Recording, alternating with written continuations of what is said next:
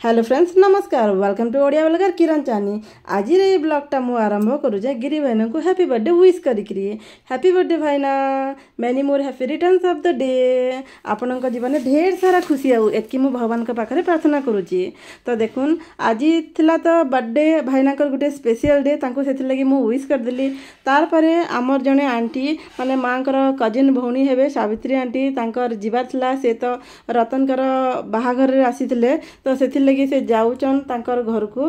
तो सेथि लगी आमे तांको छाड़वार लगी आसीथिलु ट्रेन स्टेशन को। सेते बेल तक मु जान नहीं थे कि भाईनाकर बर्थडे अछि। तो सेठिरे तांकर मुंडरे हल्दी चावल पड़िथिला। तो कौन भाईना हल्दी चावल पड़छि आज कौन कि बोल के पचारली मु। तो से कहले कि मोर बर्थडे अछि बोल के। तो तांको एटा हैप्पी बर्थडे विश करतनु। आउ मोर हस्बैंड अपन तो जानिचन से भाईना को चॉकलेट दउथले एंती मजा मजा रे खुशी खुशी रे।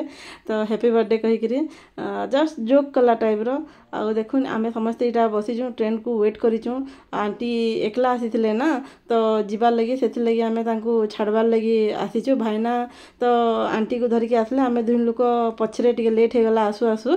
तो इटा ठीक टाइम रे एक्चुअल सेमान टिके सुनी नै पारले। तो ट्रैक 2 रे आसुथला। तो हेतिर लगी आमे ट्रेन आसीगला ने देखुन। आउ आमे पूरा जल्दी जल्दी जाऊँ ट्रेन धरबार लगी, किंतु रहिला 5 मिनिट सेटा नहले 2 मिनिट रुहे। तो आराम से इटा ट्रेन अटकू तार परे जिमु बोल के कहथलु। तो ट्रेन ऑलरेडी अटकी गला।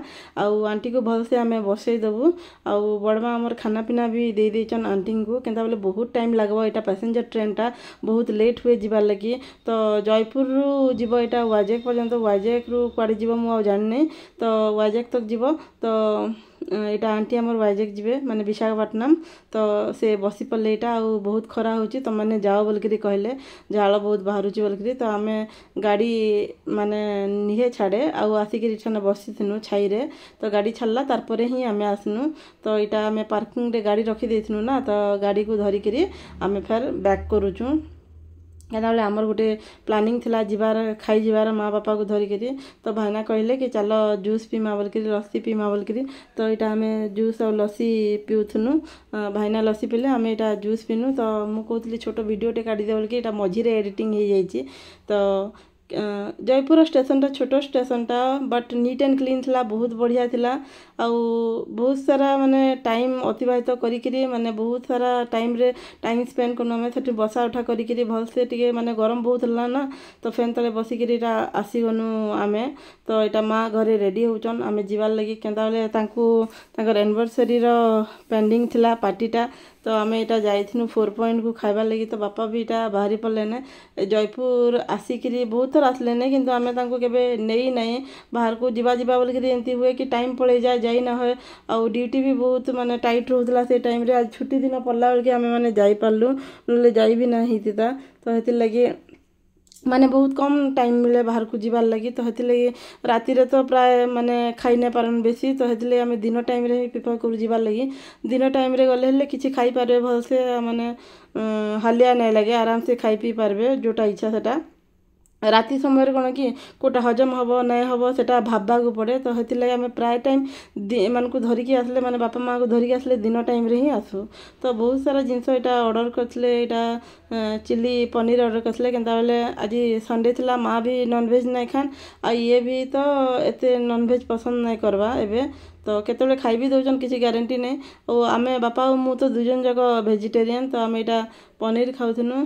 बापा हमर स्पून रे खाइबाटा शिखी गलेने, कट करके खाउचन, नुआ नुआ प्रोसीजर गुड़ाक शिखुचन। आउ आसीगला हमर पनीर सिजलार।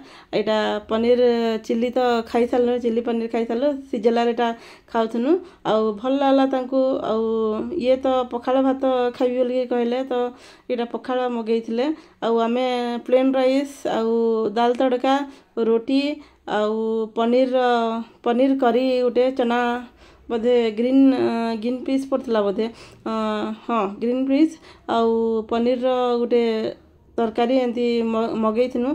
तार बीन्स आउ कैरेट सब मिक्स होकरी पनीर फनीर सब मिक्स करी सब आसला। एंती होकरी आमे सब जिनस खाई पी करी इटा आमे मुँह हाथ धोईकरी इटा आमर जेन लिया टाइप थाए मीठाटा सौंपर सेटा खाऊनु आ तार परे आमे आसीगनु आमर जने फ्रेंड घर को जोटा कि मोर हजबैंड कर बहुत क्लोज सांगन पिला दिन सांगन एटा आमर आंटीआन जोटा कि आपण माने नारायण पटनायक तांको देखिथिबे से ब्लॉग रे।